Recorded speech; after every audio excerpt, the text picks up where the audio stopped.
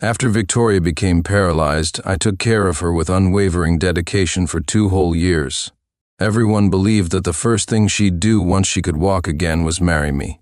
However, on the night of her successful surgery, when I asked her if she wanted to marry me, she hesitated.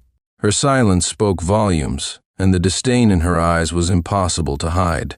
I smiled faintly and said, "I understand." That very night I left without hesitation, taking an 8-figure bank card with me.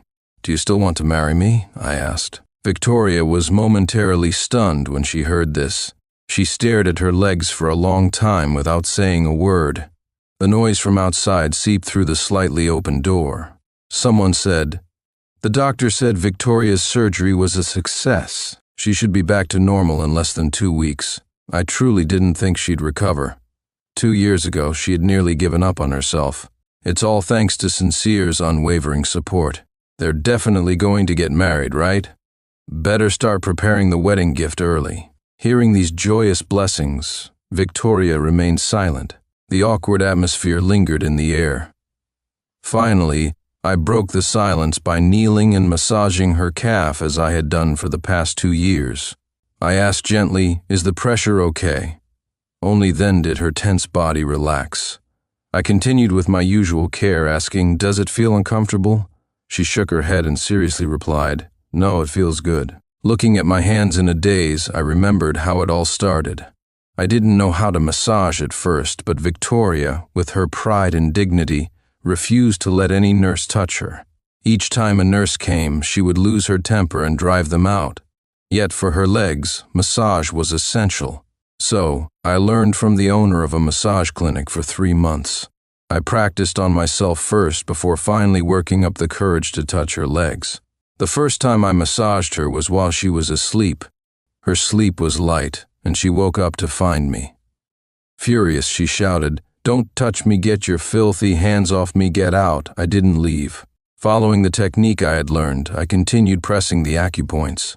Her legs couldn't move, so she grabbed a pillow and threw it at my head. I remained unfazed. Then she started throwing anything she could reach at me. Finally, she hurled a photo frame. Inside the frame was a picture of her in college, holding a trophy in one hand and making a peace sign with the other, full of youthful vitality. Warm blood trickled down my forehead, and as she saw it, she tried to struggle toward me but was powerless because of her legs. In the end, she covered her face and suddenly began to sob. Through her tears, she choked out, "Leave. Just leave. There's no point in staying. I can't feel anything. No matter how much you press, it's useless." In those days, she wallowed in self-pity. Rain or shine, I came to her house every day to help her with her therapy. Until one day, her mother, Olivia, discovered that she had tried to overdose on sleeping pills. Olivia rushed her to the hospital in a panic. Desperate, Olivia didn't know what to do. I knelt before Victoria and said, "Look at me." Obediently, she looked at me. I said, "Everything will be okay. Trust me." At that moment, even I didn't know where my confidence came from. From that day on, I moved into their home. Olivia cried while thanking me repeatedly. "Thank goodness for you," she said. She hesitated, and I knew what she wanted to ask, so I said, "As long as Victoria doesn't chase me away, I'll stay by her side." But the truth was, even when she did try to chase me away, I didn't leave. There were times when the massages seemed to make no progress. In frustration, she shouted, "Get out, all of you, get out." By then, she was already in a wheelchair.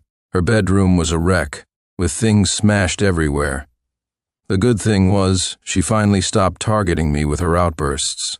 Once her tantrum subsided, I approached her again and repeated, "Victoria, trust me." I said this phrase over and over for 2 years. Gradually, she began to feel sensations in her legs. Slowly, she was able to perform simple movements. Until yesterday, when the surgery finally took place, the doctors were astonished, saying the operation was a great success. If all went well, she'd be able to stand again.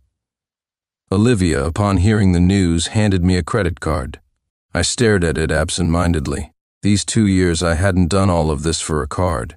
Victoria's friends all jokingly called me bro, but the truth was, I hadn't even confessed my feelings to her, let alone defined any sort of relationship. Victoria had once said to me, Sincere, when my legs recover, I want to marry you immediately. That was during her first round of therapy when the doctor had gently expressed regret about her prognosis. I pushed her home, and as soon as we got inside, she broke down. The once unattainable high achiever had suddenly fallen off her pedestal. It would have been hard for anyone to accept. I held her tightly as she bit into my shoulder, so deep and so hard that the scar remains to this day. When she saw the blood, she snapped back to reality and frantically apologized. I'm sorry," she said. After apologizing as I massaged her like usual, she uttered those words. Then she asked me, "Sincere, do you secretly like me?" I didn't deny it. I looked at her and said, "Yes." She stared at me for a long time before saying she wanted to marry me. But everything I did wasn't for some kind of trade-off. I just wanted her to feel the same way I felt. I hoped that one day she could genuinely fall for me too. Now, as I stood up and rubbed the medicine into my hands to warm it, I began to massage her calf again. I knew she was watching me. After a long silence, her voice broke through. She said softly, "Sin, you don't have to do this anymore." My hands paused, but I still finished the massage. Tilting my head up, I asked her once more, unwilling to give up, "Victoria, do you still want to marry me?" She hesitated to speak, but ultimately remained silent. I could only laugh at my own wishful thinking. After all, we've been together every day for so many years, and I've secretly loved her for just as long. How could I not have foolish hopes? I stood up and washed the medicinal ointment off my hands. From outside the bathroom door, she finally spoke, "Sincere, you're like a brother to me." A sharp pang shot through my head. I rubbed my temples hard and replied, "Please don't say things like that. It's too cruel for me to hear." When I pushed open the bathroom door and stepped out, the living room was still bustling with chatter. I glanced at Victoria, then struggled to pull a little box from my pocket and casually tossed it into the nearby trash can. I knew that ring was never worth much, certainly not enough to match her status, but I'd still clung to the foolish hope of proposing to her someday. Even though it pained me, I had lied to myself again and again, thinking the right time just hadn't come yet. But now, as I finally threw it away, I felt a strange sense of relief. A part of me regretted not discarding it sooner. Victoria noticed my movement, her gaze flickering for a brief moment. She seemed like she wanted to say something, but I waved her off and ushered her toward the door. The moment we stepped out, the friends in the living room swarmed around us. Someone teased, "Hey, what private little secrets were you two whispering about in there? Not even letting us in on it." Another chimed in, "Don't worry, we won't mess with you today. We'll save that for your wedding." Others joined in, saying, "Let's hang out for a bit longer and then we'll leave." Victoria's close friends, as considerate as she was, had all brought juice and light snacks since she was still recovering from surgery. One of them asked cheerfully, "Victoria, once you're better, let's go skiing together." "How about Titlis Mountain?" Victoria nodded lightly without saying much. Her friend turned to me with a playful smile and said, "Bro, you'll have to come along to look after Victoria." Victoria lifted her head and passed the question to me. After being rejected twice in a row, even someone as shameless as me still had a shred of pride. I said, "You guys can go without me." But then Victoria spoke up unexpectedly, "We can all go together. After all, I see you as an older brother." Her words landed like a bomb. The room fell into an awkward silence. One of her friends laughed and playfully poked her cheek. "Victoria, what kind of joke is that?" The tension was quickly diffused as others chimed in. "Her legs just healed. Her brain must still be foggy. Don't take it seriously, bro." The comment was brushed aside amidst the laughter, but Victoria remained silent the entire time. I thought back to a conversation I'd had with an old friend years ago. He had asked me, "Sincere, are you sure about this? Someone like her, a wealthy heiress. She's from a completely different world than ours. If she were a normal person, would she even consider marrying you?" At the time, I didn't dare answer, and even now, I still couldn't. Until Victoria gave me her answer, no, she wouldn't. The gathering's atmosphere remained light-hearted, with soft music playing and everyone reminiscing about the past. I lowered my head and searched for Titlis Mountain on my phone. It wasn't a well-known place, but it was a famous ski destination in the area. That was when I truly understood what it meant to be from different worlds. I stood up, and Victoria's gaze immediately followed me. I returned to the bedroom and made a call to the woman who had tearfully thanked me 2 years ago. Rubbing my hands together, I asked, "Aunt, about that bank card of yours." She seemed eager to bring it up before I could even finish my sentence. 7 figures, take it all. Thank you for looking after Victoria these past 2 years. I let out a heavy M&M in response. There wasn't much for me to pack. I tossed my few belongings into the trash can, grabbed the bank card, and left. On my way through the living room, one of the rich kids asked, "Sin, heading out so late? Where are you off to?" Not wanting to make Victoria uncomfortable, I smiled and said, "Just hungry. Going out to grab a bowl of noodles." They started joking about ordering takeout, but I waved them off. Takeout from places you guys like costs hundreds of dollars. Not worth it. Victoria seemed to realize something. She stared at me, unblinking. I gave a casual wave to everyone and said, "I'm off." At 1 in the morning, I walked away from the place I'd lived in for 2 years with nothing but a bank card in my pocket. At least I had found a way to move on. No more staying by Victoria's side, no more worrying about her sudden emotional breakdowns. My body, finally free of tension, felt strangely out of place.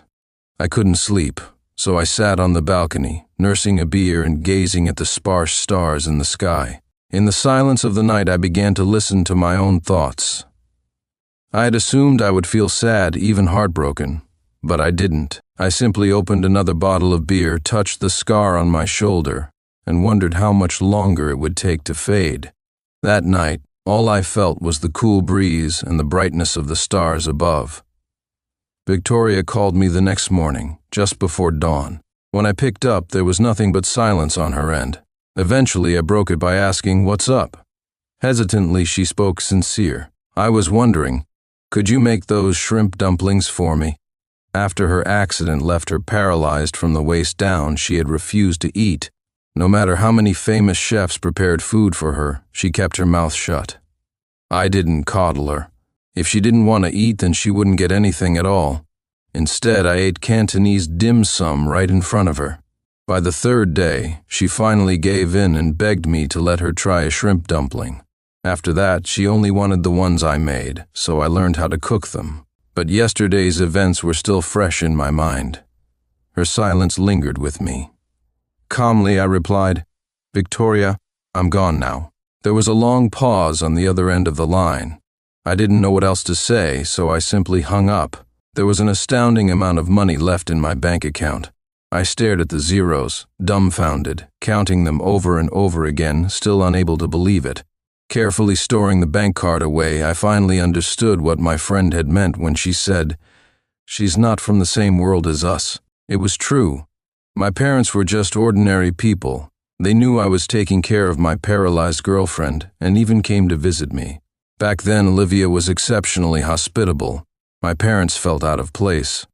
After we returned home, my dad said to me, "If it doesn't work out, let it go. We're not a good match anyway." It was only now, 2 years later, that I began to understand Olivia's actions. The extravagant dishes she served were so luxurious that even Victoria was surprised, not to mention my parents, who had come from a small county. Olivia's hospitality wasn't just warm, it was deliberate, making it clear to my parents that we weren't from the same world. With the card in hand, I decided to buy a new house. Not a single zero disappeared from the balance. The next few weeks were a blur of renovations and errands. Half a month later, I ran into Victoria at a cafe near my new place. She was sitting with her friends, who teased her loudly. "Victoria, if Sincere leaves, you'll regret it for the rest of your life. Go after him."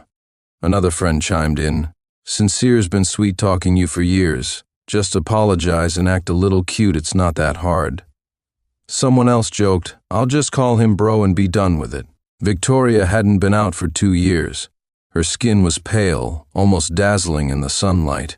Hearing her friend's half-serious, half-joking remarks, she tugged at the corner of her lips and replied vaguely, "If Sincere shows up